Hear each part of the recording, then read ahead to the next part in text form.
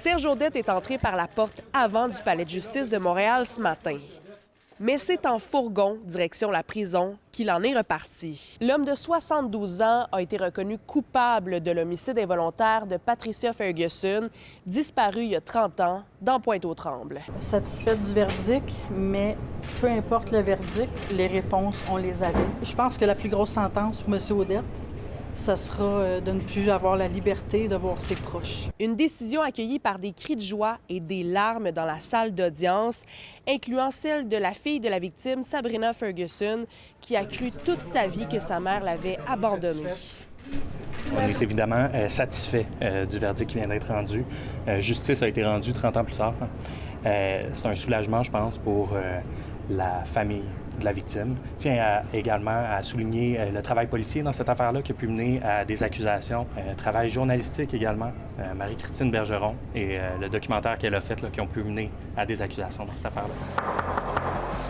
Dans le cadre du documentaire L'appartement 5, diffusé sur Crave, Serge Audette avoue à Marie-Christine Bergeron avoir passé la soirée du 6 juin 1996 avec Patricia Ferguson. La jeune femme n'a plus jamais été revue depuis. Vous êtes allé la chercher chez Linda pour aller prendre une bière, puis vous avez consommé après. Oui, effectivement, je me souviens de ça. Vous vous rappelez avoir consommé avec elle? Oui. Durant la lecture du verdict, le juge a mentionné que le témoignage d'un ex-codétenu de Serge Audette a pesé beaucoup dans la balance.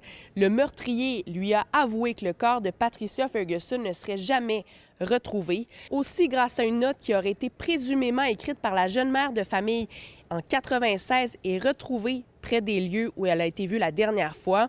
Ça a permis de faire un lien avec un autre crime que Serge Audette a commis dans les années 80, où il avait forcé la victime à rédiger un mémo pour justifier son absence. Serge Audette a un lourd passé judiciaire. En plus de Patricia Ferguson, il a fait 3 autres victimes d'agressions sexuelles armées en 1984, 1987 et 1998.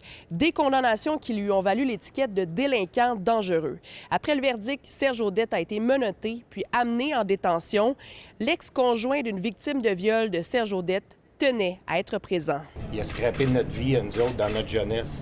Fait que là, il est temps qu'il s'en aille là. C'est le 9 octobre prochain que devra avoir lieu les observations sur la peine de Serge Audette.